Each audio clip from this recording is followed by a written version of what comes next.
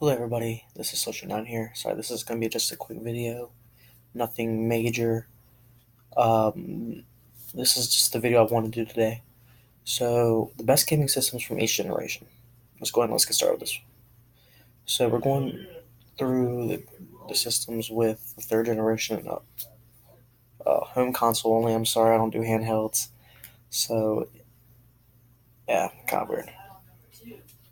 Okay, so with our third generational system, we have the NES. NES was released in 1984 in Japan, and it was known as the Famicom in North America in 1985 and everywhere else. One of the greatest systems to get us out of the video game crash of 1983.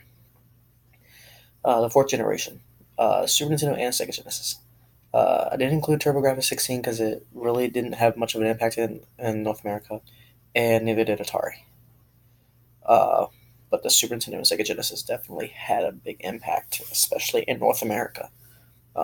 Especially Sega Genesis. Super Nintendo had a big impact in North America, but also had an extremely big impact in Japan. And that's mainly because of the RPGs that was released upon it. But Super Nintendo overall had a big impact everywhere because of not just the Mario games, but not just the Mode 7, but just all the JRPGs that was also released in North America as well as Japan. While the Sega Genesis had JRPGs as Lancaster, Phantasy Star. There were plenty of other JRPGs that Sega made or a third party made. Not one that was a homebrew that was never made for the Super Nintendo, but made for the Sega Genesis was Pure Solar. I forgot about that for a second, and I just remembered it. Pure Solar is a homebrew RPG, and it was made specifically for the Sega Genesis, not the Super Nintendo. But they never made anything. I mean, not Super Nintendo for any other system. Sorry, it was supposed to be just made for the Sega Genesis.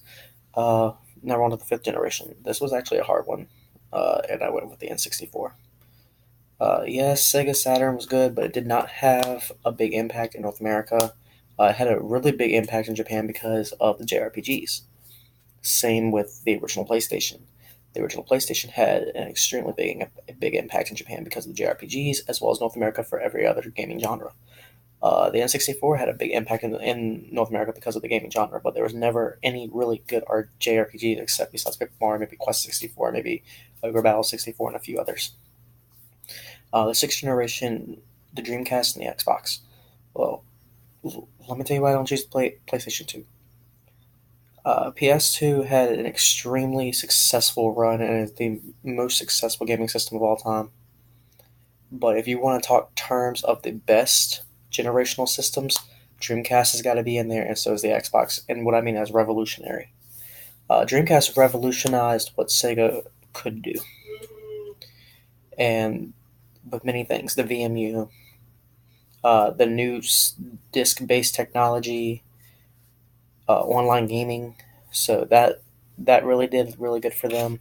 And then you have the original Xbox, a hard drive. No gaming system ever had a hard drive. It was mostly either memory cards or flash memory on the system. And most of the time, it was just cartridges. This is based on CD. You could actually rip CDs and actually put them onto the hard drive. You could watch movies on it with an Xbox with the Xbox kit and also Xbox Live. So those are my main two. I know it's kind of upsetting up on it, but you got to realize those two systems really made the biggest impact in that generation. In the seventh generation, the Xbox 360. This was also a hard one.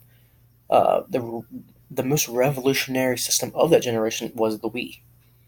But if you want to talk about an actual system that was revolutionary towards gaming itself in its revolution, that would be the 360.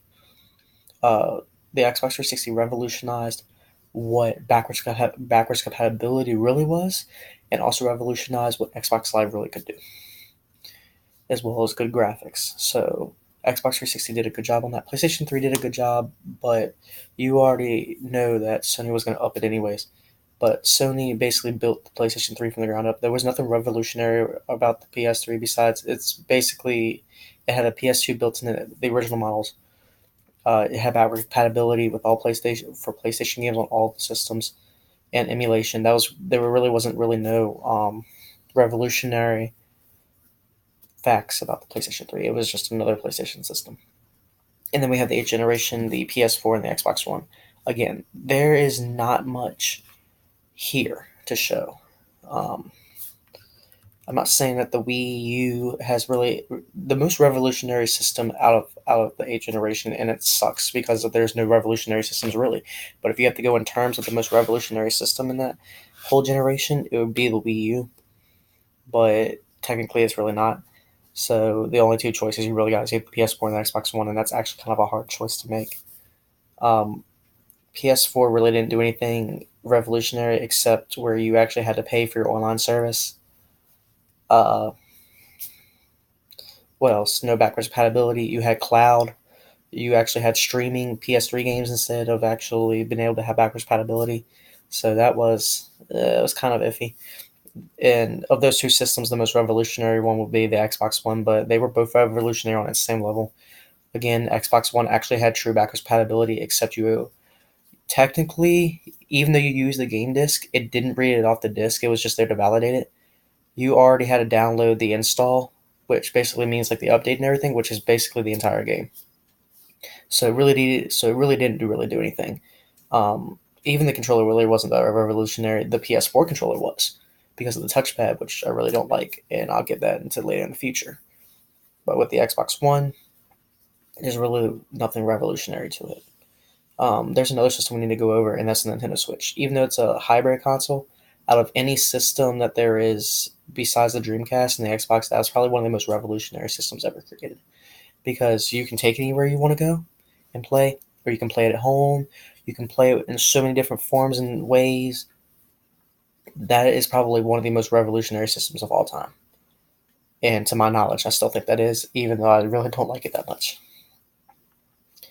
All right, guys. Well, that's my opinion on this. I'm gonna upload this to YouTube. Uh, Make it in the comments. On the left side, I'll put a video on the left side, but on the right side, you'll see you'll see my YouTube channel. Go ahead and click on that. Go ahead, subscribe. Like I said on the left side, there's a video. Go ahead and like that and subscribe too. Thanks, guys.